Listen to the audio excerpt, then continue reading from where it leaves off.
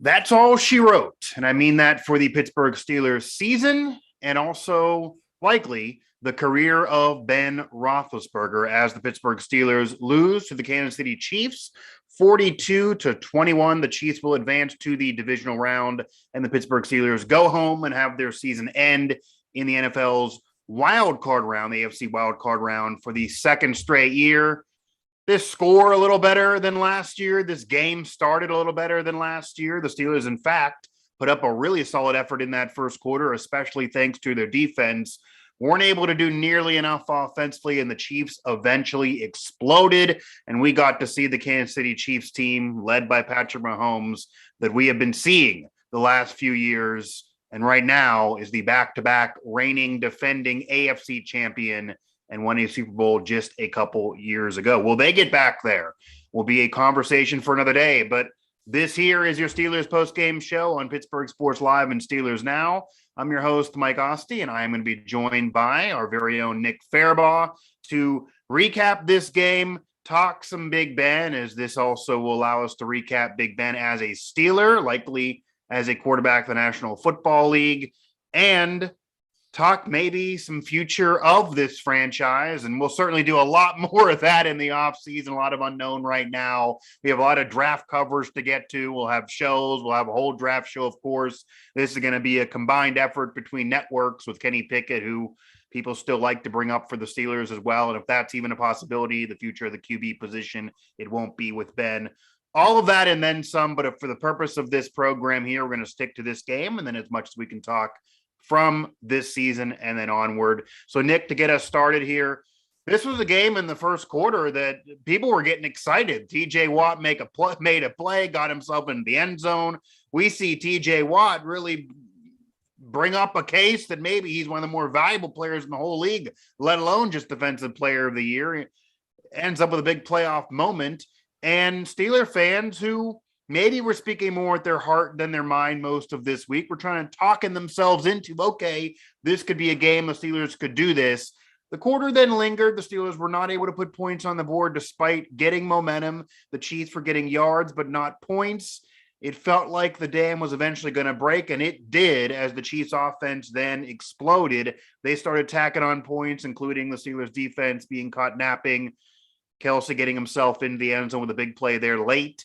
And then we end up here 42-21, including some mop-up duty, points by the Steelers, touchdown by the Steelers when this game was already pretty much over. How did the Steelers do it in the first quarter? How did things change the rest of this game? And how did this game unfold in comparison to maybe what you thought would happen entering this one as the Steelers are eliminated to KC? Well, the first quarter was just a really good game plan by Tomlin coming out of essentially out of the week. He kind of knew what he wanted to do, sit back, limit explosive plays, and they did that for the most part. They kept Mahomes in the pocket. The secondary played their minds off. And I think, switching up coverages, kind of playing with how Minkah Fitzpatrick was used, it was really big. They were tackling at a really high level. They were playing with energy, and it felt like they had momentum. And as you said, I think this one, when you look at how it got away from them, the offense literally, I think, did in the defense. And when you look at that, the defense was just so tired out of the first half. I mean, they were on the field for 40 plays, but in game time, I think it wasn't even close. I'm pretty sure in time of possession in that first half, the Chiefs had for about 75 to 80% of the allotted time. Yeah, so Mahomes, I believe, threw 10 more passes than Ben, and that's just even passes thrown just off there, not even time of possession. So the Chiefs' offense was doing more, was on the field more, but the score was what it was. Yeah, exactly. And so basically, while the Steelers defense came out with a ton of energy, they just got worn down. And real quick, they got worn down. The D-line got worn down. The pass rush went away real quick because they were getting worn down. They didn't get enough rest. The secondary could not hold these receivers for 5+ seconds. Of course they couldn't. It's the Chiefs. Eventually you're going to get someone open. And so then you start to see the dam break, as you said. Mahomes making plays outside of structure, the deep throw to Kelsey, the throw to Robinson, all these great plays that he made. The defense just got worn down and they became tired, and they were playing on tired legs. And if you know anything, tired legs, they don't go away in just 15 minutes through halftime either. It can help a little bit, but if you're tired in the second quarter, and the Steelers were, you're going to be tired again. And they just got worn down. And that's essentially what happened here. If the Steelers offense had been able to sustain drives in that first half, it didn't even have to be touchdown drives. It could have just been, 13, 14 play drives that ended in a Boswell field goal. If they kept the Steelers defense on the sideline more and gave them more breaks and allowed them to kind of refresh, I think that it would have been a much different game longer. But this kind of the talent caught up to them eventually. And when you can only play hard for so long against a talented team like this, when you really don't have much talent to match up against this team, because the Chiefs are just much better overall than the Steelers. I think really that's what it honestly comes down to. We're going to do a post-game show here. We're going to talk longer, but honestly, that can quickly summarize things. We saw that in the earlier matchup this season, and that was a game without Kelsey and Travis Hill only, or Tyreek Hill only playing with a couple catches, I believe, for 14 so yards. They pretty much neutralized the two weapons there with Travis Kelsey and Hill for Kansas City, and the Chiefs were still able to mollywop the Steelers. And then you get to this game, and yeah, the Steelers had been winning the last couple of weeks, and you feel like maybe there's some mojo around Pittsburgh. Juju returns. Ben and Cam Hayward are kind of giving you that story of we're the underdogs. No one's believing in us. It's house money, which is all true, and they should be doing all of that. But this Chiefs team, they could easily make another run. I mean, they could easily run through the AFC again. They weren't what they were the last couple of years. They're a little weaker opening up the season. They've flirted with teams like this early in games. Even in those playoff runs, if you remember, it included a 20-plus point comeback when they won the Super Bowl. They almost lost to Houston. But here, this game, it almost seemed like a light switch flicked off, and the Chiefs realized who they were, and they were able to kind of get the Steelers' defense napping because they were so exhausted. So I think that puts it perfectly. Nick Farabaugh, Mike Asti, our Steelers post-game show. The Steelers do lose it 42-21. As they will now go home, and this season does close off as he was eliminated in the wild card round back-to-back years after the year earlier missing the postseason. So it's been a while since that playoff win has been on Tomlin's resume, or Big Ben's for that matter. And the Chiefs continue to roll, continue to build that dynasty. A pretty convincing win. They beat the spread. I'll give it to you there for any bettors. They do beat the spread, 12.5, I believe, entering this game. They do that and then some. Now, you mentioned how if maybe the Steelers offense was able to put points on the board, it would have helped out the defense. It feels like to me, because that was kind of a debate I saw a little bit on Twitter with people obviously going at Matt Canada, and his future potentially could be in doubt here. And obviously he's been a scapegoat for many this year and certainly has had his issues. Do you really feel like, though, that if the Steelers offense was able to even put field goals and did a little bit better, they would have had a chance here? Because to me, it feels like they were just never going to win a shootout with the Chiefs. And once the Chiefs figured out the Steelers defense, which I get played well in the first quarter, but unless they put that first quarter effort throughout this entire game, even a little bit lesser, to me, it still feels like it still wouldn't have been enough. This was a catastrophically bad matchup. And once the Chiefs woke up, it didn't matter if Kyle Shanahan was calling the plays. This probably wasn't going to happen. Well, I think you would have been able to sustain that effort, is what I think the overall thing was. If your defense has fresher legs and they're able to keep that high intensity and that high energy and keep buzzing around like they were in that first quarter, it's a different game. And so basically that's what I'm saying when, they could have been down 14-9 at halftime. I mean, that could have easily happened. They could have been down 21-9 halftime, whatever. But this defense would have given them a chance because they would have been well rested. They would have been playing at a higher level. There's things to that, I think, equation that obviously we can't answer. We'll never really know for certain. But I think is that you would have been able to see the defense sustain that high level of play a lot more, because the pass rush, the reason Mahomes diced them up is because the pass rush just died. The pass rush had nothing. It had no juice after the first quarter because everyone else was tired. TJ was getting doubled. Highsmith was giving it his all, but eventually he wore down. Right. And then on the interior, I mean, they were just getting cracked by Creed Humphrey, Joe Tooney, all these great players on the interior that they have. So you just didn't have any help. And then obviously the second level wasn't going to help you. And that's, I think the other thing is that when you couldn't get there with your pass rushers. Mahomes and Reed kind of saw and said, okay, let's stop going to the third level. Let's start attacking the linebackers a little bit. And they did. And they exposed Robert Spillane. And we saw that most of the season, though. The Steelers pass rush wasn't clicking. And obviously this also went to games TJ would miss. The Steelers pretty much had no chance against any solid quarterback. And then if you were facing an elite quarterback, which the Steelers didn't often face, but Mahomes certainly is, he could even handle the Steelers pass rush because he would go to the second or third level, as you're mentioning. We saw the average QBs, they basically could only handle one level. And if the pass rush wasn't doing it, they could handle it. If not, they would have problems. But once you get to Mahomes, he figured out a way, and the Chiefs team figured out a way. They realized TJ could single-handedly take over this game and wreck this game. He potentially is an MVP. Take him out of it, double him, make everybody else do it, and it just wasn't going to happen. Yeah, and that's exactly what they did. And Mahomes just attacked Spillane, he attacked Schobert, he attacked Bush, he attacked all those guys, Marcus Allen, everyone. I think even UG3 had a bad rep in there. I mean, all 5 linebackers played today in some capacity, and they all were abused in some capacity. And then that just opened things up on the back end because it felt like the safeties had to cheat up to help the guys down below, and it left the corners on islands, and that's exactly what happened there. And Joe Hayden just doesn't have the speed anymore. Cam Sutton is, I think Cam Sutton, one thing that the Steelers have learned this year about Cam Sutton, he's not an outside corner. He's a slot corner. This is a bad night for him. Yeah, it was a bad night for Cam Sutton. It's been a bad year for Cam Sutton. I guess, I think Cam Sutton is a slot cornerback, and I think that's what we're going to see him next year. I think the Steelers are going to prioritize a cornerback this offseason, whether that's through free agency or through the draft, and they're going to try and shift Sutton inside there. I think it's in their best interest to put him there. Although now they also have a slot guy on roster. I think Trey Norwood's proven himself to be plenty viable in the future. Right. So, well, going to the chat here, because now we have some chatters here, and also going back to what you were mentioning there with the Steelers offense. And of course, the fingers can be pointed at Matt Canada, who certainly had his issues calling plays this year.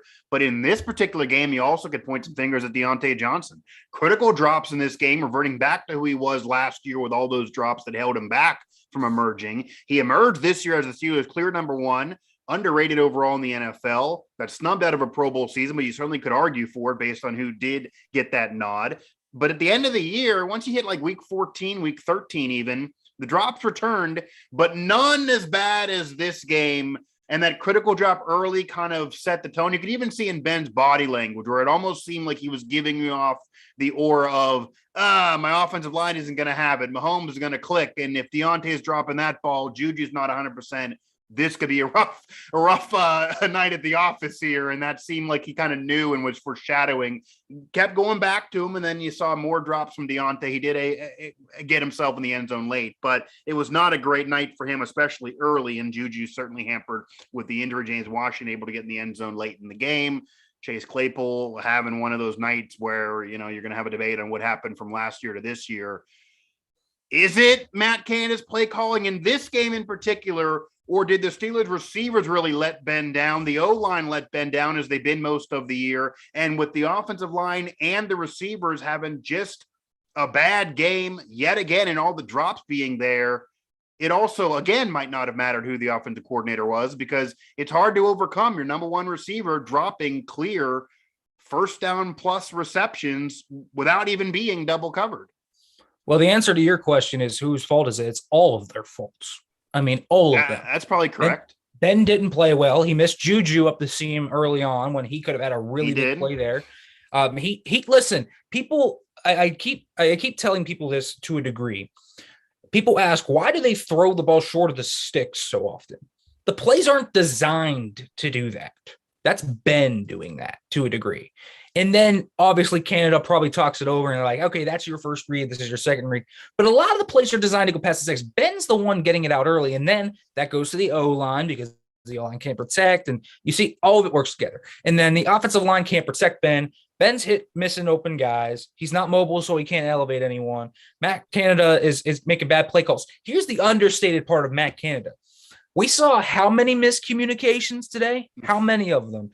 On the O-line, with the receivers and Ben, with everything. I mean, Ben and Frymuth had a really bad miscommunication early on. Which we have not seen that in a while. We haven't seen Ben and Frymuth have miscommunication in a long time. That's the one communication we've seen all year. We haven't seen that. He and Claypool had one. Deontay stops on a route while Ben throws it deep. Right. We saw all of this, right? And that's badly coached. That's coaching. And that falls on the offensive coordinator. Why are they not able to communicate? It is not just week 18 anymore. We are in week 19. Yeah, you guys have right. been doing this since May when you were in OTAs. Sure. You guys have been doing this for months now, and nothing's really happening here. And so the offensive coordinator certainly takes a lot of the blame, but I think you're right. The receivers here today, I think that the receivers were further down the list for most of the year, but today they might have been the chief suspect today because, as you said, drops by Deontay killed drives. A false start also killed drives. They had a few really bad, just overall, I think, plays where they weren't getting yak, and that's the thing. Ben was dumping down. And weren't two of those on third down even by Deontay too? So it's critical downage. Yeah, exactly. And so, like everyone, all those receivers, no one made a play for Ben either. When he threw the fades to Claypool didn't make the play. James Washington was the only one to make a contested catch today. And so there are issues with this receiving core. And I think I'll say this right now. I think receiver is a top 3 need for the Steelers this offseason. Which is insane to say, and that does show you, despite making the postseason, maybe in terms of building the future of this franchise, this wasn't that great of a year because you go from a strength with incredible depth, which is why they couldn't get James Washington more opportunities prior to end of games, or he's really the 4th receiver on this team, even with injuries. Maybe then he could step up a little bit. Raymond McLeod had to have so many targets with Juju being hurt. But yeah, this receiver group didn't get it done, certainly on this night. And even going back to last year, it feels like for the names and the talent that is there, and even the resumes of some of those guys, and yes, injuries are part of it, certainly to Deontay and certainly to Juju, which are your top 2. So that's certainly a big deal. When you have an aging quarterback and an offensive line that is inexperienced and weak, you can't compound it with drops on single coverage on third down, especially when and let's be fair, because I was one of the guys who thought he got snubbed. Deontay is tweeting that he should have made the Pro Bowl and got snubbed. That's not going to corroborate anything he was putting on Twitter when you put up this game in that moment in the playoffs. I guarantee every former receiver that has their podcast is going to be talking about Deontay. You got to shut up now in the offseason after that game. And you're looking at Zach Gentry being the third receiver of the game. And yeah, he's been maybe more than advertised this year as a pass catcher, but that certainly doesn't mean things are going great for Deontay. Still had 10 targets in this game, despite all the drops. So Ben had to keep going to him. Do you think maybe Ben should have obviously, if you're a quarterback, you're not going to basically tell your number one, I no longer have trust in you, and just ignore him for a second half, especially because he's the future of the franchise. But did they go to him too much when it was clearly not his day and he's dropping balls? Who else were you going to go to? I don't think Juju wasn't 100%, as you said. Claypool wasn't making a play. I mean, Washington made a few plays, but he hasn't inspired any confidence for you to make plays. I mean, Claypool 7 targets. And by the way, I don't know if you saw the stats. Juju not 100%. Second most targets at 8. That's a lot of targets. Yeah. That's more than they thought they were going to give him. I would bet you. Yeah, I would bet too. But I mean, there's just, who else do you go to? Najee, Najee had a bad game today, a really bad game. He was not 100%. Najee should, if this was not a playoff game, I would bet money Najee would not have been probably not have played. Right. He did not look 100%. He was not running hard like he usually did. He had the fumble in his bad hand, of course, and the bad arm. The fumble came from that arm, and the ball security concerns were realized. He wasn't seeing it right. It felt like he was more concerned with the injury than he was with playing football and playing loose.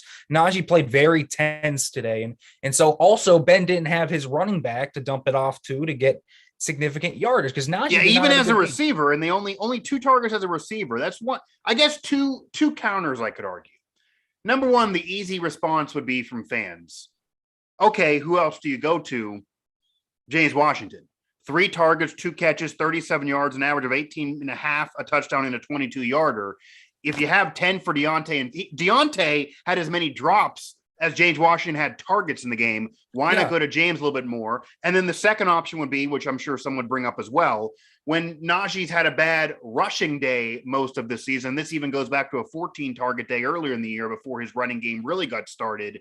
they've gone to him more as a receiver to get his hands on the football and to get him touches and looks and almost treat it like a ground game with short dumpers. They didn't do that in this game either. And maybe this game didn't allow any of that because they were trailing in a blink of an eye there before halftime after that first quarter finished out from what happened in the second. But what are your responses to those two counters? Well, one, Najee wasn't healthy, so Najee wasn't playing well. I mean, he straight up played bad today. Why would I get the ball into the hands of a guy that is playing bad today? It doesn't make sense.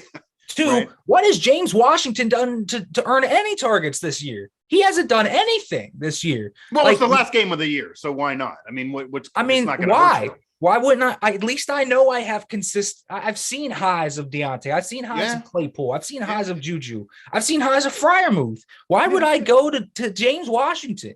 Like, James Washington is the single most overrated player by this Steelers fan base. He makes, listen, yes, he floats. I think it's because you only see flashes of him. You only see flashes, I think. You see flashes, but it's always in garbage time. Always in garbage time.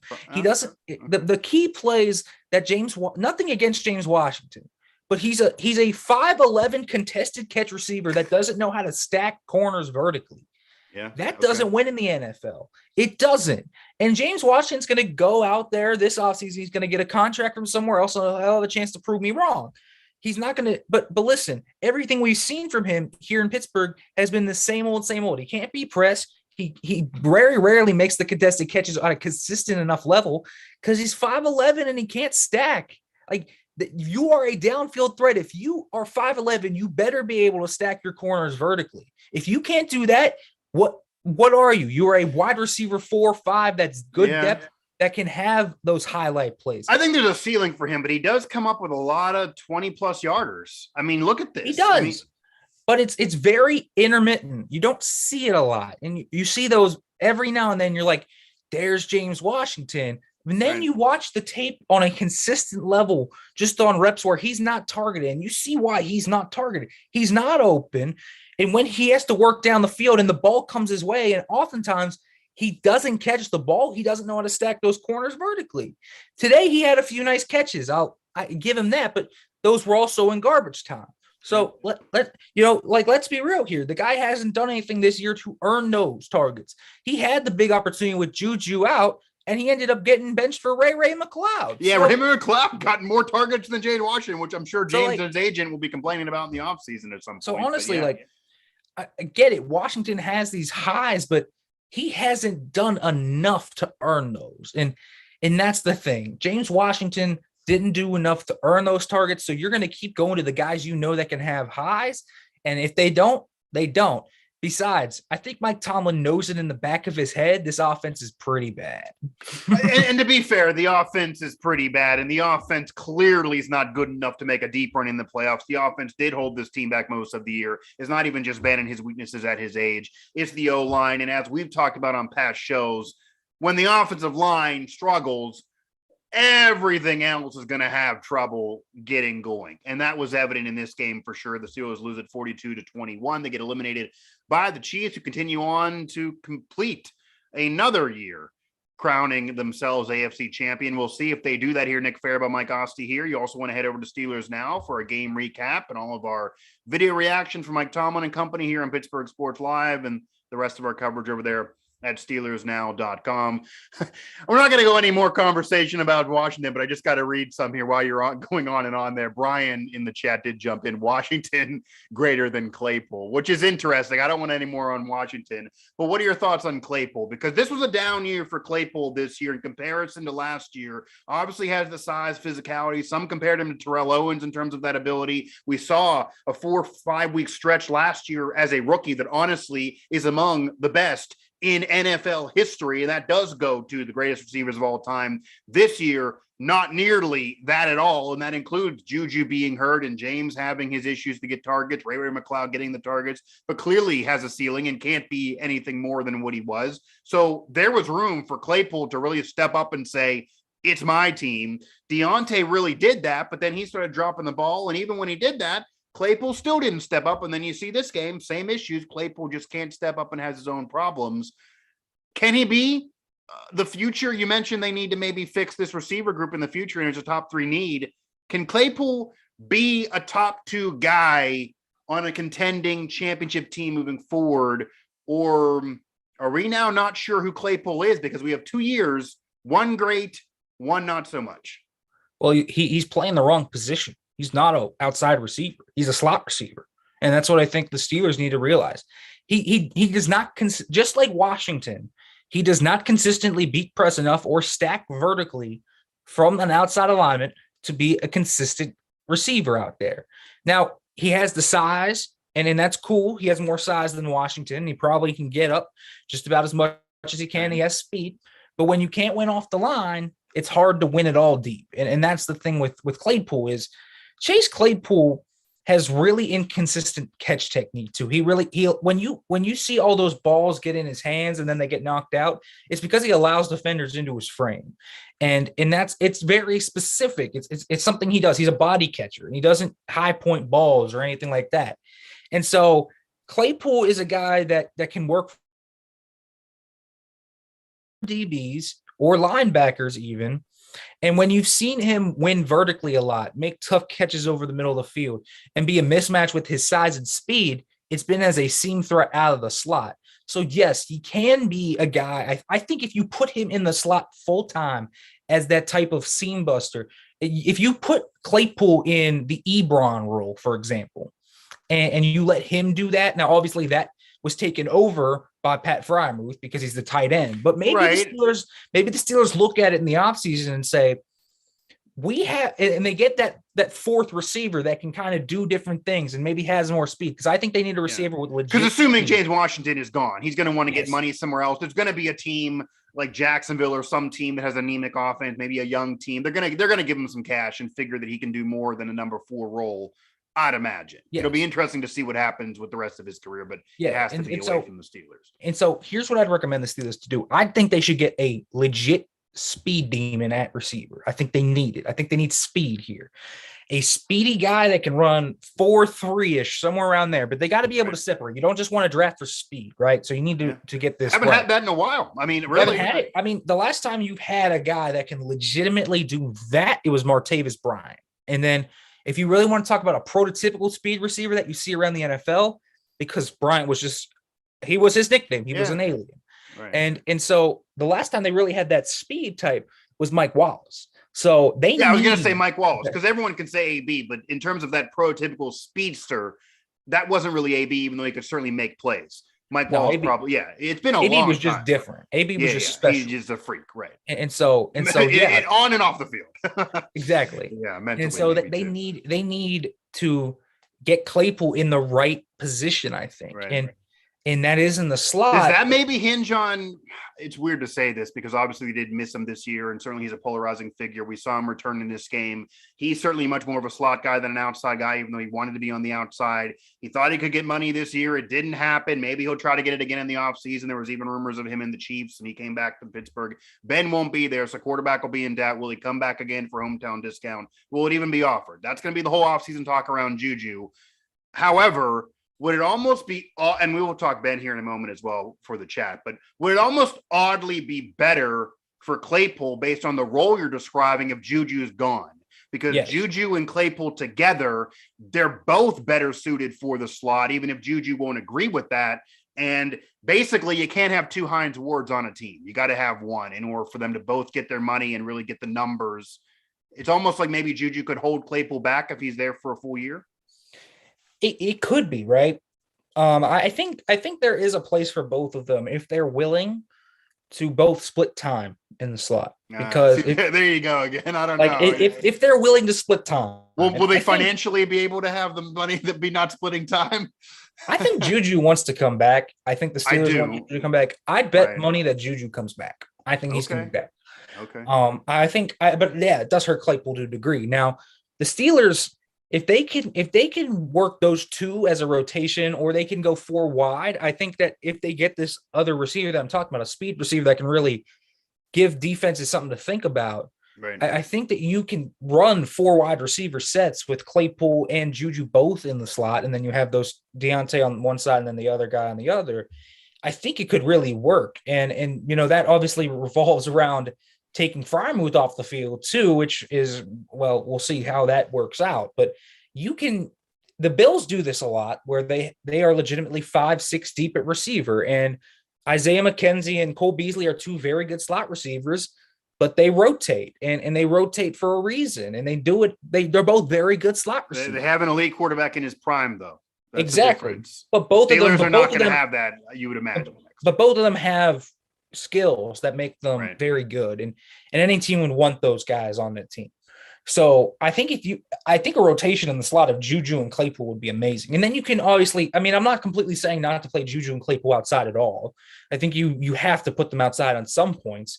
So they would also get enough tread there. I just think Claypool has to work in the slot. That's where his skill set is best suited.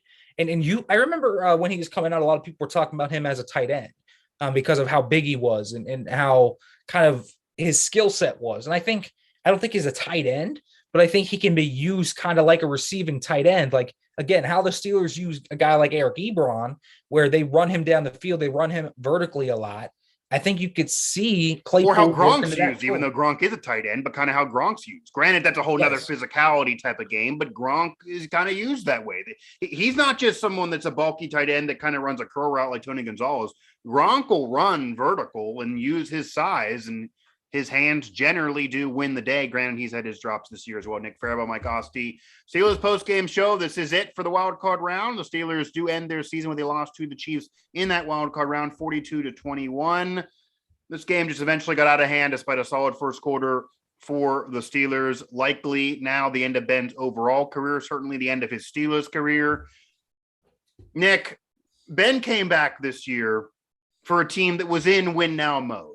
I mean, based on the moves by Kevin Colbert, and his future appears in doubt as well. It appears he's going to retire after the draft. So the end of this era will be occurring here in a matter of months for the Steelers, even though Mike Tomlin will remain head coach.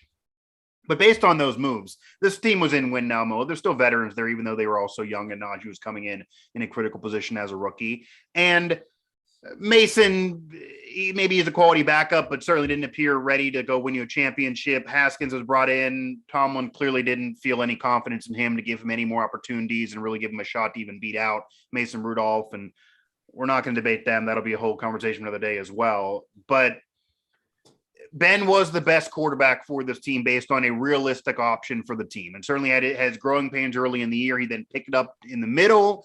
We've seen kind of issues late. He certainly gives you a ceiling at his age. He's an aging quarterback. The offensive line is not what Tampa provides Brady. There certainly are issues there, and he's not Brady. So he gave you a ceiling as well. This team had issues. The offensive line certainly provided issues, and the defense dealt with tons of injuries. Stephon Tuitt missed this entire year, and when Ben decided to come back, he thought Tuitt would be there. He thought several others would be there that ended up not being a part of this team. It didn't end up working out for the Steelers and Ben. They got in the playoffs. Ben got to have that magical Monday Night Football close to his career in Pittsburgh. He got to have a win on the road against his greatest rival in Baltimore, which is the team that he started it all against when he came in for Maddox, and got that appearance there, and then eventually became the Hall of Famer that he became. How do you parse this season with Ben's legacy? Does it impact it at all for you? Because there are some that still say by him coming back, he kicked the can for the future of this franchise, and he did take less, but maybe he called their bluff, and maybe they secretly didn't want him to come back because they wanted to have a year that they really would figure out Mason. Maybe they missed the playoffs, but it would provide them better positioning for the future. And then, after we take care of that business, what's Ben's legacy for you as a Steeler, as an all-time great in the NFL, as a Pittsburgh sports legend, etc.?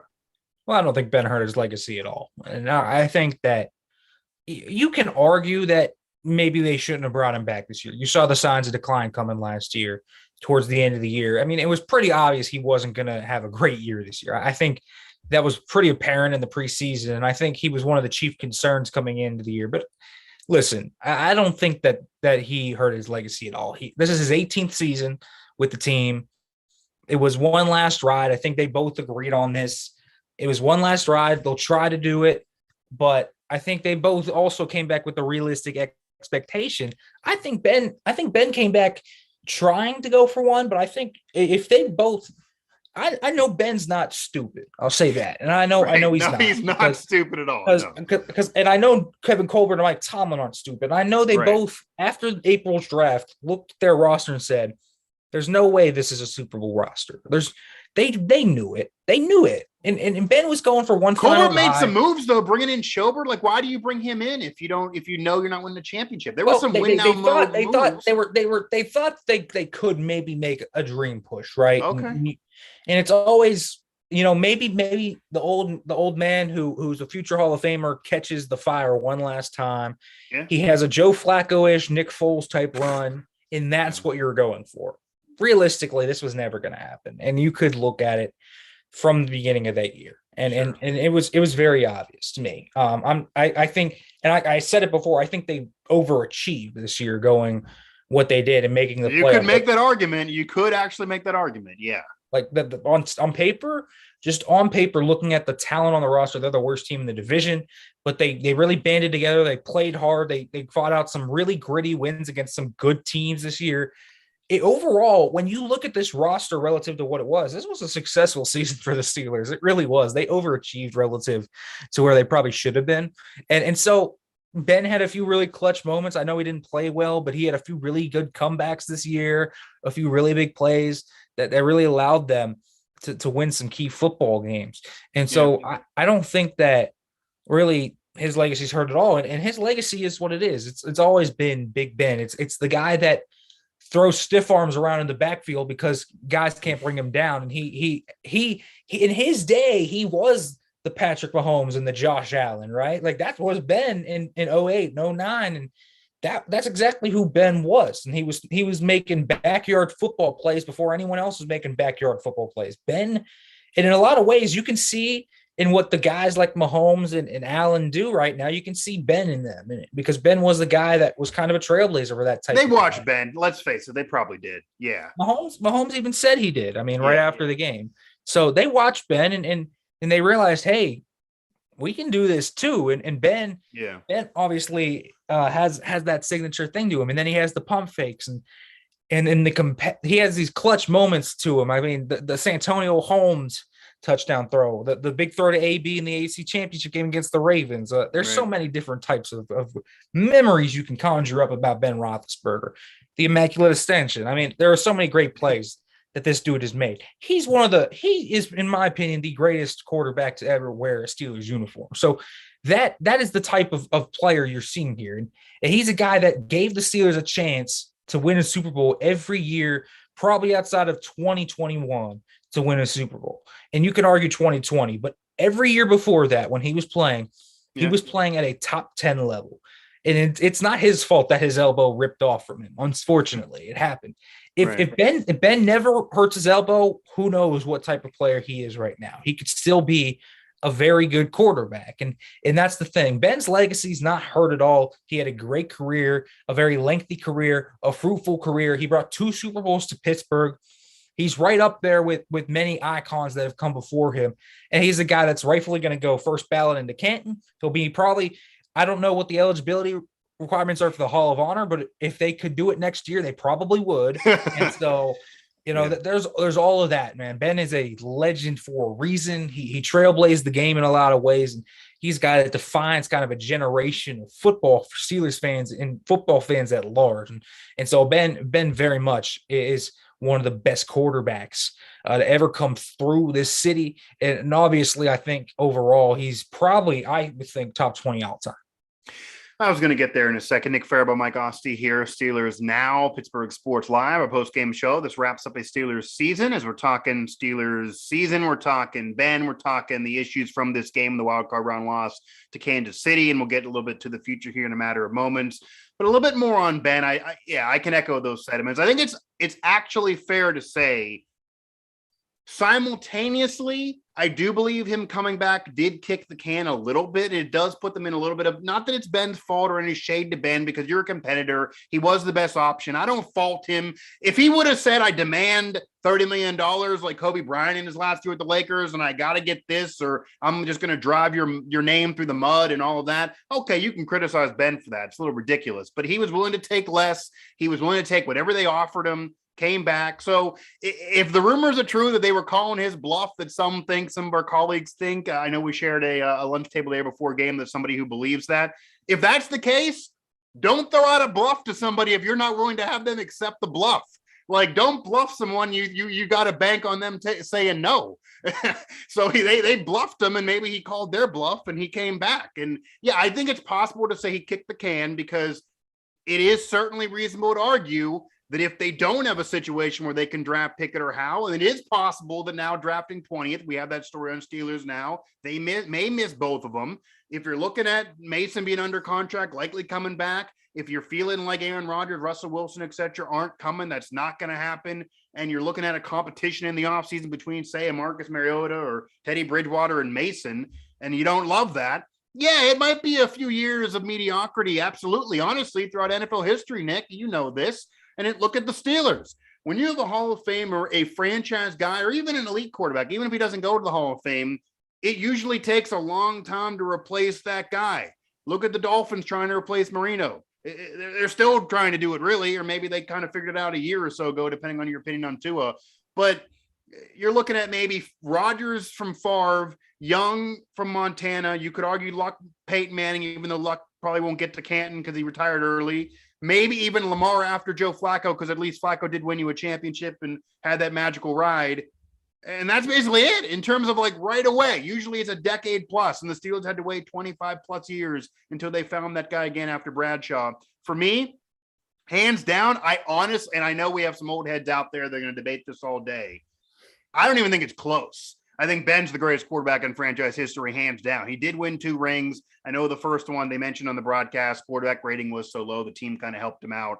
But Bradshaw got 4, and you got to put the QB of a dynasty in the Hall of Fame. He had some great moments in the playoffs, but his first 4 or 5 years in the league at that point, he would have got kicked out of the league if he did that today. He had a great team around him, from Hall of Famers, receiver to running back to obviously maybe arguably the best defense of all time, or certainly one of the best defensive units of all time. No free agency, no turnover, none of that there during that era. And it was a different game. It's hard to compare eras, but for me, it's Ben. Look at the numbers, and you look at how he compares to the legends of the game, and every graphic, every game kind of surprises me. 3 guys in league history have 2 rings and 60,000 passing yards, 2+ rings, 60,000 passing yards. Brady, Peyton, and Ben. I mean, that's a phenomenal number right there. That's a phenomenal fact. And then Ben, 3rd all time now in postseason passing yards. So 2 rings certainly help you there. Certainly the 2nd ring was Ben in his elite time frame in his career. He was able to pick up an offensive line that was weak at times, be so elusive, play that different style, play backyard football in a way. And I also think Ben's legacy, Nick, is that he fits so much to the Steelers. A lot of being a Hall of Famer, these guys fit those roles perfectly. I don't know if anybody else would have been able to work with Belichick all of those years. I don't even know if Peyton and Belichick would have worked. Certainly, say if Favre and Belichick were together, Belichick would have wanted to get rid of Favre year 2, probably. It wouldn't have worked out. If you would have found Peyton Manning with the Steelers and that offensive line, he couldn't be elusive and make up for that. He would have got hurt probably year 3 and been done with his career. It just, you got to find the right situation and the right fit. Ben fit the Steelers so well. The only pushback I could give you, I guess, is I think top 20 might be rough. I don't know if I'm going to go, certainly not top 5. I could argue outside the top 10. I think top 20 has to be the case when you look at the career accomplishments. And I think realistically, you got to be top 15. It is hard to compare eras, and maybe you could even argue top 10. But yeah, I think he certainly fit the Steelers perfectly, Steelers legend. And you could argue that despite maybe kicking the can by coming back and calling their bluff, he actually maybe increased his legacy, at least for the Steelers and Pittsburgh, as a sports legend by coming back. Not necessarily the numbers, 3,000 plus passing, 22 TDs, 10 picks, nothing special in this era. But having that Monday Night Football performance, having that magical night, we were both there in attendance, having the win at Baltimore, even getting this team into the postseason and playing okay down the stretch. If he would have quit last year, his last moment is a meme that the world made fun of, where his head is down and he's crying after all the turnovers and getting embarrassed and losing to your hometown team that you beat up on for 20 years as they win their first playoff game in forever and beat you. He didn't want that to be his lasting moment. And instead, you get a handshake from Patrick Mahomes, a future Hall of Famer, I would say, on his current pace, from Andy Reid, a future Hall of Fame coach, contemporaries in their era, one way back to one now, and get him in the playoffs again, had the Monday night where he's like Kyle Ripken running around the stadium. It's a much better end, and I think it also helped the fans appreciate him more you wouldn't have got that if he did end things last year. Yeah, I mean, you would not have gotten that. And it felt like eventually when you got to those last 2 weeks, Ben kind of let the whole thing sink into him. And then the fans started to appreciate what he was doing. And he felt, I think he certainly felt more appreciated than he would have, say, if he went out more like laid he back. did last year. I don't think I've seen Ben that laid back even going into this game. Just not to say he didn't care, but he's very content with his legacy is how he comes off now. I agree. And I think that the way he went out, he got wins over his biggest rivals, probably Cleveland, who passed on him, and he held that against them. Yeah. He held that against them forever, for his entire career. Right, and then not only does he sweep the Browns, he sweeps the Ravens in his final year too. So he gets it with Terrell Suggs in attendance. Yeah. And it's like there's a lot of things that make sense for him. And I don't think necessarily as it became more apparent that the team probably wasn't going to go as far, I don't think the Super Bowl meant as much to him because he'd already been to the top of the ladder 2 times. I mean, when we look around in the NFL, he's fortunate. That's hard to do, man. Look at Hall of Famers. Marino never won a ring. Favre only got one, and it was early in his career. Everyone at the time said he would definitely get another one. He got back and didn't. Rodgers has one. Rodgers has. Ask Aaron Rodgers every offseason. If they don't win it this year, he's going to complain every offseason. I got to get another championship. It's only one. It's been so long. Jim Irsay said with Peyton Manning, even though he won one with Denver later on, and this was a heavily controversial comment, but he said that only one ring on all those MVPs he looks at as a disappointing. It's hard to say that when you're a legendary Hall of Famer, but only one ring with the Colts with all those MVPs. So, yeah, I mean, it's hard. It's hard to win championships, let alone multiple. And he got lucky by jumping in right away. AFC title game, championship, early in his career with a veteran team, a great defense, even in 08, 09. Got in another one. He actually played in 3 Super Bowls, so he won 2, played in 3. I don't think Ben has any room to complain. If I'm going to go in the feel bad conversation, it's more Cam Hayward, who got there right after they won. He's been there this whole time, class personified, all pro, probably going to the Hall of Fame. And with everything we're talking about here, I don't know how he's going to land on one because a lot of uncertainty here remains before his career likely closes out here. Nick Farabaugh, Mike Asti, our Steelers post-game show as we were recapping this game. The Steelers wildcard round loss to KC, and even this season, and of course, Big Ben's career. Now, Nick, going to the future, because there's no more games to preview, but going to the future and going into the offseason, a very important one. And we could go so many different directions here, and we're not going to do this all day. We're going to have many other shows to talk about this, but just for the purpose of this program, who will be the one player that'll be the biggest loss to this team? And what's the most important gain that's needed? You mentioned the receivers are the top 3 needs, so something else. We see a lot of people here in the chat are talking secondary and corner. Obviously, we just talked about Big Ben, the future, and the QB position is going to be a major need. But if they can't bring in Pickett, if they can't bring in Howe, what do you do there? Do you say no QB now it's best available and maybe we don't get a QB at all as a rookie and we're just literally going to go 7-8 wins with Mason and have a bridge year? It's a tough one, right? It's a tough situation to be in if you're the Steelers because you have a lot of key free agents. This is a tough offseason. There's a reason why if Colbert retires, it's not until after the draft. That would have killed them. Exactly. And so there's a few key guys. There's a few key guys you would realistically want back. You'd want Ahkello Witherspoon back because of what he did at the end of the year. Montravius Adams. I mean, Lord have mercy. He came on strong. He had a few really good reps against Creed Humphrey today, I thought. So now that he had a really good close to the end of the year. But the one dude I keep coming back to that I just think I know he's not as good as he used to be, and he's really not. But I just think from a veteran presence standpoint, for him to come in that corner room would be huge. I think they need to get Joe Hayden back for 1 year. It doesn't need to be 2 years. He looked bad today, and I get it. And I get it. I don't think Hayden's as good as he was. You're paying him for like 7 games, I think is the problem too. He never plays a full year. And this isn't even going back to him being older now. This even goes back to a little bit after Cleveland. Like it's been a while now where he's missing a lot of games. Yeah, it has been. But Joe Hayden, when you're going through a rebuild, there's parts of a rebuild, right? There's one, the talent acquisition part of it, and there's two, there's the culture building part of it. Yeah. Now you're going to have Tomlin there, and and we know how Tomlin's culture building is. It's one of his chief traits. It's one of the reasons why the Steelers consistently do more with less, and they did more with less this year. They did more with less 2019. 100%. This is a feather in Tomlin's cap to me. I know some are going to hate that comment, but you could argue it for sure. Exactly, and so there are culture builders here. You have it on the D line with Cam. So you have that guy down low. TJ can be a culture builder, but Cam's the culture builder, right? Yeah. So you have guys that will culture build. And I think that in the receiver room, that culture builder is Juju. And that's kind of different. Najee, even though he's going to be in his second year, I know that's a lot to say. Najee's going to be one of those culture builders. But Hayden is the culture builder on the back end. He is that guy. It's him and Minkah Fitzpatrick. And so I think just to have him back for one more year, I think it would be worth getting him back. Hayden does a lot of good things for the Steelers. And when he gets them a lot of different scheme diversity as well. And again, I think they should draft the corner high. I think secondary is big for this team.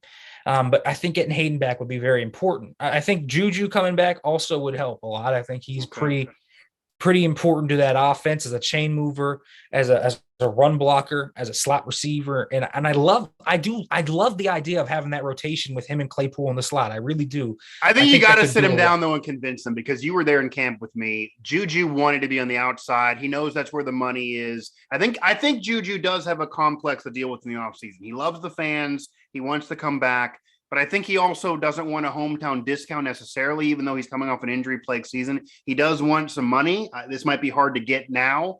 And I think he knows that if Hines Ward didn't get nearly the amount of money that a lot of other guys got, even though he's a borderline Hall of Famer, it's going to have to be a conversation, especially if you tell me he's splitting time.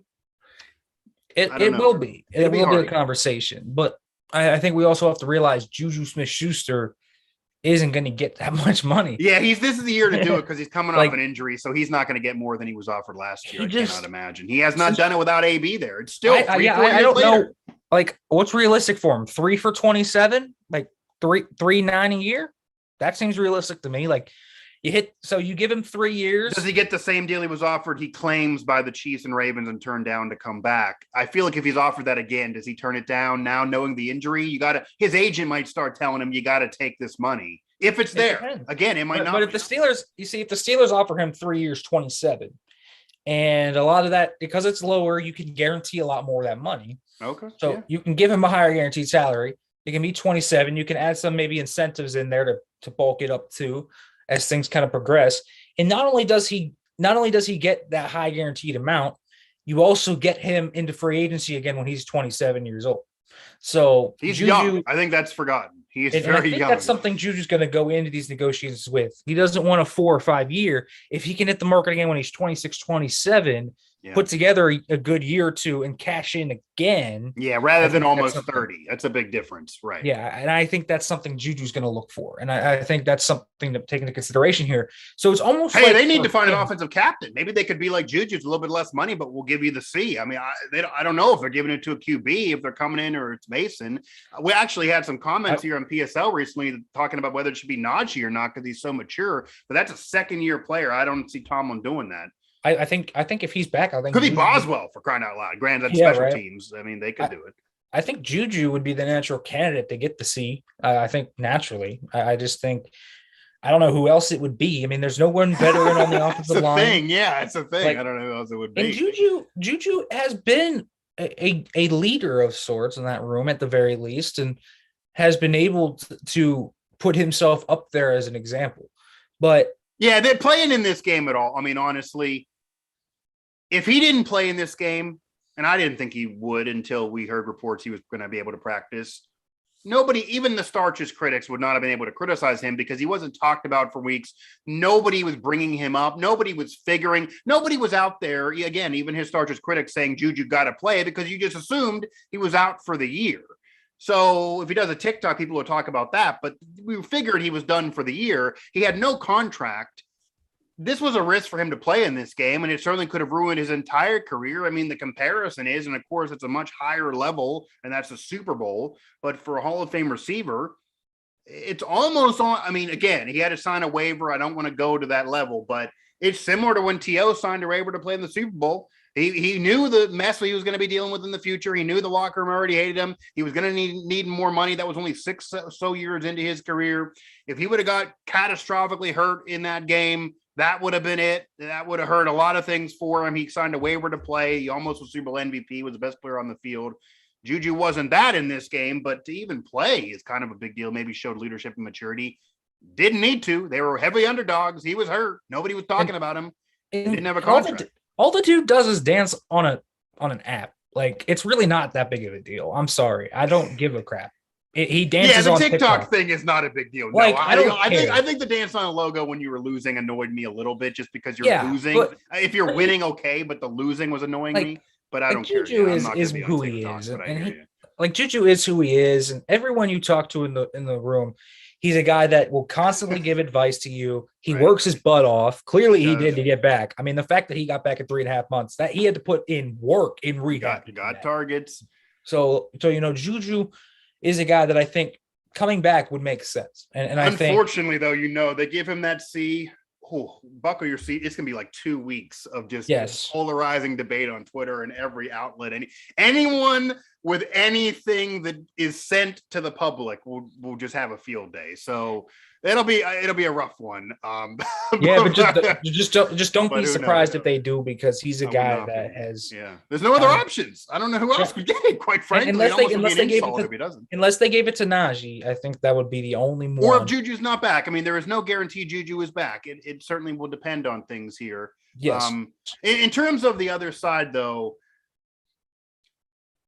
Out of the potential losses for the Steelers, players that could leave or realistically won't be back, who would be the biggest loss? You mentioned Hayden, you mentioned Juju. Who would be the biggest loss? And then what is that top priority of need for you? I mean, obviously this is well ahead of your draft coverage here, but it's still even a debate here in our chat amongst fans in terms of, if you can't bring in Pickett, do you set the quarterback need aside, even though it's clearly there?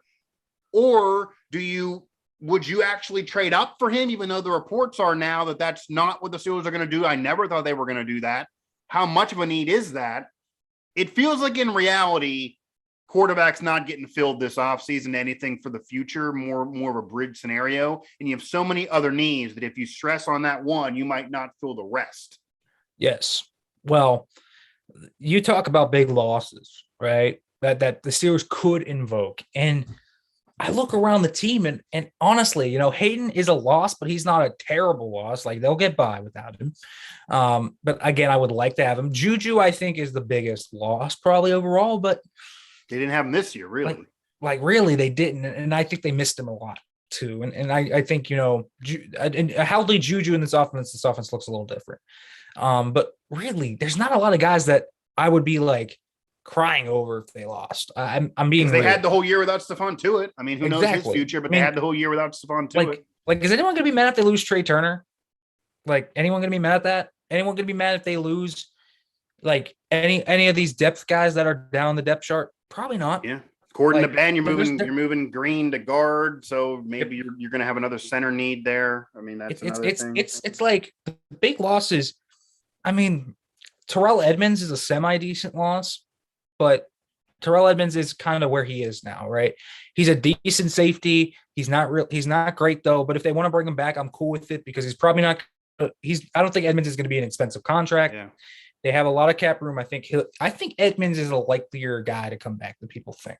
It depends on the QB position that comes in. Hell, you could argue Ben's the biggest loss because they play without Tuitt. Yeah. They play without Juju this year. You had Hayden miss half the season. And of course, Ben didn't have a Pro Bowl year or anything close to it. He had his issues this year, certainly held the team back at times.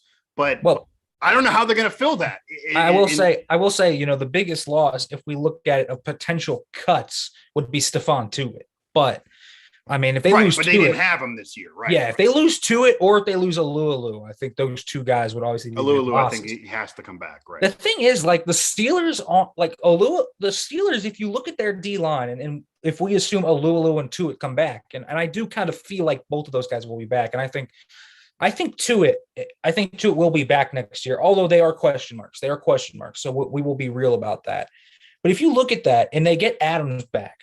Yeah. They're too deep at D line is incredibly impressive. It's Hayward, Alulu, to it, warmly backing up both of those guys, Adams backing up the nose, and then you have Loudermilk still there as the young developmental guys. Like, that's a really good defensive line. And I like Loudermilk, and I think Wormley is one of the most underrated players in the league, honestly. He had a solid year this year. And then you got really strong contributions from Adams towards the end of the year. So you have like 6 legitimate D linemen that you like there if you can get that. Wormley played well against the Chiefs, for crying out loud, and almost nobody else did. Exactly. And then so you have that stuff, but the big losses are not all that big losses because there's just not a lot of them aren't. I guess that's fair here. Nick Farabaugh, Mike Asti here as we kind of get to the fourth quarter here of our Steelers post-game show. Steelers do get eliminated by the Chiefs 42-21. They lose in the wild card round back-to-back years. Ben's career as a Steeler gets wrapped up. The season gets wrapped up. And the future is certainly in doubt. A lot of question marks. This is likely going to be the most talked about, the most polarizing, the most important offseason for the Steelers in a long, long time. And this will set the course of the future of this franchise. We said it last year. It's really now the case this year for sure, since you're going into it knowing the scenario. And I think Ben also did his legacy a service by allowing to have these moments at the end of the year where he didn't dance around it. He gave you the points to it is clear, we know. So that's going to allow this to even be more of a conversation, more of something that fans are watching. I've heard casual fans from friends at Christmas parties. I haven't paid attention to a Steelers off season in years, but I'm going to watch this one. I'm going to pay attention to this one. So you're going to get all that. You're going to get all that. A little bit of breaking news. Juju did say in the press conference he 100% wants to be back. Okay, well, there you go. I'm happy we could break some news here in the post-game show. Yeah. So that's, to be clear, he wants to come back. I would imagine if he wants to come back and it's a reasonable deal to try to make it happen for him. This is a wild quote from him. His injury was a 6-month recovery that he came back from in 3.5 months. And he was advised by his agent and his own mom to not come back. And yet he did anyways. Yeah. And to be fair, Nick, if I was his agent, I would have told him not to play this game. You're a 13.5 point underdog. You're not going to all of a sudden get 6 catches for 150 with an aging quarterback and a horrible O-line. You're in a 6-month injury that could only hurt you. You need a new contract. You're incredibly polarizing.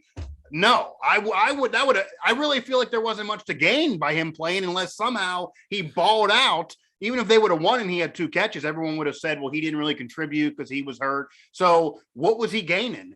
It wasn't like T.O. in the Super Bowl where he had 9 on 122. That was not going to be the case here for Juju. So more power to him to come back. Yeah, and we'll see if he does come back. I thought he wasn't going to be back this year, and I was wrong, and he was back this year.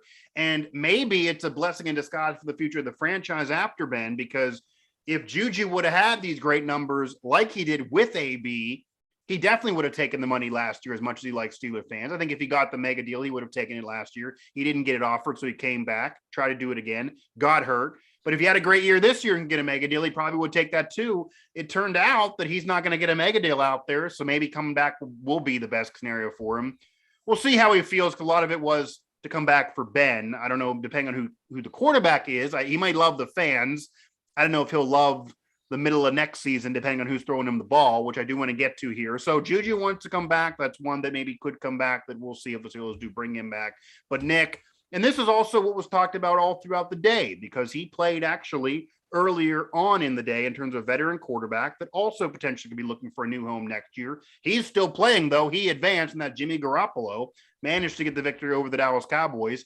His resume includes leading a team to a Super Bowl, leading a game-winning drive at the end of the season to get his team into the postseason, a 70% plus winning percentage, which is the team. It's wins are not a quarterback stat, but certainly good for him. He had almost 4,000 passing yards this year, 20-plus touchdowns, 12 picks, doesn't make tons of mistakes, doesn't give you the dynamic numbers that some others do, certainly not an elite quarterback, but he's still there. It appears, though, the Niners could be looking to go in another direction, which I think would be weird and maybe stupid for them based on them being in win-now mode. But hey, if they do it, then he'll be available. Marcus Mariota has been out there. He's looking to get back to a chance at a starting role. Teddy Bridgewater could be out there. Rodgers, Wilson is just not going to happen. Obviously, Pickett and Howe would be there in the draft. Mason and Haskins are on this roster. Give me your best case, most realistic Steelers depth chart next year, and you could include some veterans who are out there. You could include Jimmy G, because, by the way, I'm bringing him up even though maybe he's the least realistic, because in this chat, a lot of people are saying, what about Jimmy G? So I had to get to him eventually. Would you want Jimmy G? Would he be the best of the available veteran realistic possibilities? And how would you want that depth chart to work? And then how do you think the depth chart is going to look? Because those could be very different answers, I'd imagine. No Jimmy G. Going to be worth too much money. He's still an average quarterback, and he needs everything around him to do it. Okay. So what you go with a cheap mobile quarterback, and that means two names to me that pop up if you're going the vet quarterback route. The aforementioned Marcus Mariota, and I'll throw another name out there, Tyrod Taylor. Could be a guy. Could be a guy that gives you the leadership. He's a culture builder, for example. Tyrod Taylor has put up he has been the ultimate culture builder around kind of the NFL, right? Sure. Helping Davis Mills this year. He's helped Justin Herbert. He's a guy that helped kind of everything build there in Buffalo before Josh Allen came along. And he kind of said, this is the standard that you hold everything to. And he's a guy that does build that culture. And so Mariota's another guy. Again, I'm not looking – the quarterback situation this year, it's kind of irrelevant to me, honestly, as weird as that sounds. Unless you're getting Rodgers or Wilson, it's irrelevant to me because you're not playing to win next year. To be quite honest with you, you're not playing to win. In all reality, that's true. I don't know how you tell that to Cam Hayward, because he literally said it. He said that a few weeks ago. He's not going to hear that. Try to tell that to Mike Tomlin. I mean, I don't. Right? Yeah, they haven't. He has not had a losing season, so I will tell you for a fact. You know this. They care about that in terms of him having losing seasons.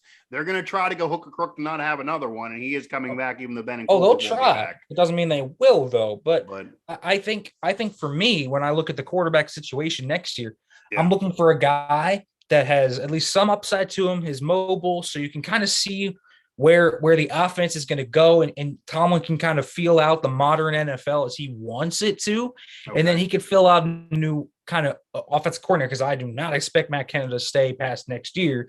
Okay. So there's a lot of things that you kind of have to work out.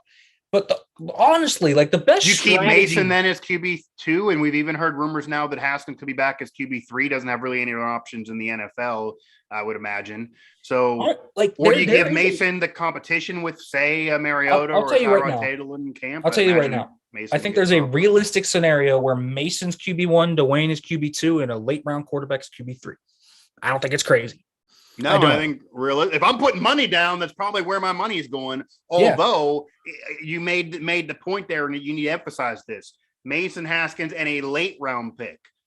So that would mean you're not liking the pick basically, and he's not likely the future of the franchise. You're looking for a bridge of 2 years, and I would skip this quarterback class in the first round completely. There is at like first look here to me, there is no franchise quarterback, none. Nada. If I don't see a guy that screams franchise quarterback, including Pickett.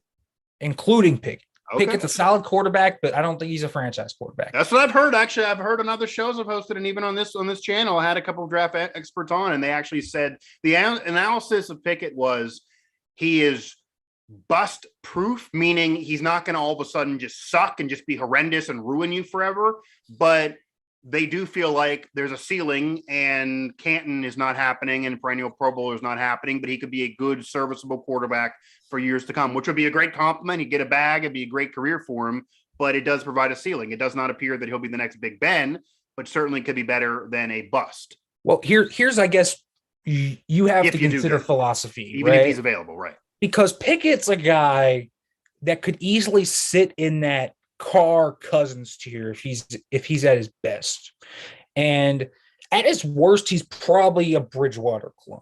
So I mean, that's not about outcome, but the question is, do you want to draft a guy that's consistently ranked between 15 and 25 in the quarterback rankings, right? And you know, I feel, and with a really bad offensive line, as the chat's bringing up here, which certainly still needs fixed, right? I feel I just disrespected Derek Carr. I don't think he belongs in that tier, but the Cousins, Dalton, kind of Flacco tier, you know, those types. I do think Derek Carr's getting I think he's a little underrated. He maybe got eased dapped this year a little bit with everything he's dealt with. Yeah, but like in that tier, that's where he is. I don't know if I want to spend a first round pick on that, because that, you're kind of stuck in mediocrity. You're kind of stuck in limbo. They're fine quarterbacks that obviously start in a league where quarterback talent, it's just very rare to have very good quarterbacks. I mean, there's about 8 of them in the league, so it's very rare to get one. But I don't know if you want that guy. So here's the thing. As people have said, the offensive line is very bad. The receivers need retooled. You need to retool the defense. I think the ideal kind of situation here is, as you mentioned, Cam Hayward is kind of hitting the twilight of his career here. At least we think he is, but he keeps getting better with age, so who knows? TJ Watt is not getting any younger. Yeah. Mink is going to be on a big deal here soon. So you look at what they have. Yeah. Why wouldn't you build the offensive line, build the weapons, and build the defense up, and then draft the quarterback into a situation where he has all the talent around him already? And then that talent can help that rookie quarterback work up to where he needs to go. It's kind of like the 49ers are kind of like the model you would want to go after, I feel like, because they are a team that literally has just about everything possible around Trey Lance, right? And they even had the bridge quarterback. So Jimmy G is kind of guarding Trey Lance from getting thrown into the fire. The Chiefs did it right too. They didn't throw Mahomes to the fire. Yeah. So you can nurture that. I mean, they had so much around those guys that's why Jimmy G's still the quarterback, because there's so much around them that they're like, as long as this guy doesn't mess it up, we're not going to change QBs when we have such a good unit around him. And that was the Chiefs for a while. And that's what they're. Yeah. I mean, that's what they're going to do next year. They're going to go to Trey Lance and they're going to see what this guy has. And it shouldn't surprise anyone if Trey Lance is the next hot thing next year, because he's literally in the perfect situation. I mean, the perfect situation. And so that's what the Steelers need to build up. They need to build up their roster to make it look like, holy crap, this team's a quarterback away. And if they get that quarterback, or if they draft that young quarterback, here's what they can do. And that can be next year. That could be 2024. It could be whatever. But if you get that in 2023, and that, I think that's ideally, you build up your roster this year, you get another year of experience, and then you go up next year and you get that quarterback. I don't care who it is. I don't care if it's Bryce Young, CJ Stroud, Tyler Van Dyke. Might be a deeper class next year. Yeah. This year, if you can't get Howard Pickett, you're done pretty much. And they're drafting 20th. And it's, if they're not trading up, I don't see how it's happening, just because there's going to be teams that need a quarterback before them.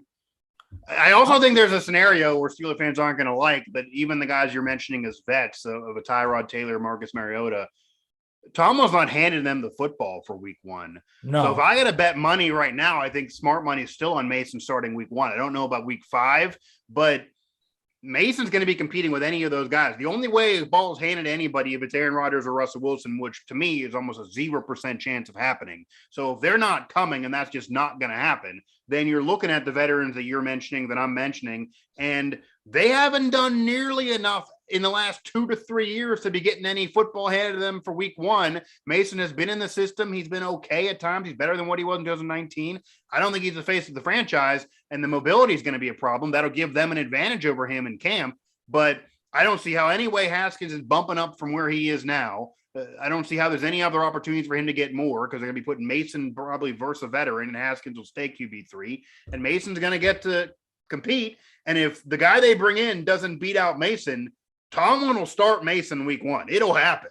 A lot of you won't like it, but it's not out of the possibility at all. Hey, it's very possible that Mason's the week 1 starter. And I think Tomlin will freaking do it just to send a message to Tyrod Taylor, Marcus Mariota. Hey, you sucked in camp, so Mason's the guy still. Like Tomlin is not they're not against doing it at all, I don't think. And I think they probably think to themselves, when you look at the landscape of the league, if Mason can drag them to 8 wins, they might crawl into the playoffs as a wild card again. Hey, I mean, if they have that D line I told you that they might have, right, those 6 dudes on the D line, and again, if they draft and don't forget, they have a lot of cap room to work with. They have a lot of cap to work with, so they can freely sign some guys too. Right. So they can shore up some of these needs. The team looks like it. I mean, the team just looks like Swiss cheese right now in terms of holes, but you can use the money to sign a few of those guys. Yeah, more cap space this year than last year when you also had a lot of needs. And there's a lot more needs than QB. So if you can't get that guy in the draft, it almost does make sense to potentially look elsewhere, fill everything around him, and maybe look to next year in the draft, bridge it for a year or two with Mason or whoever else. And just the reality of it is that no one wants to hear, you're not going to go Hall of Famer to one Hall of Famer and have just not miss a beat. It's not going to happen. It's very rare.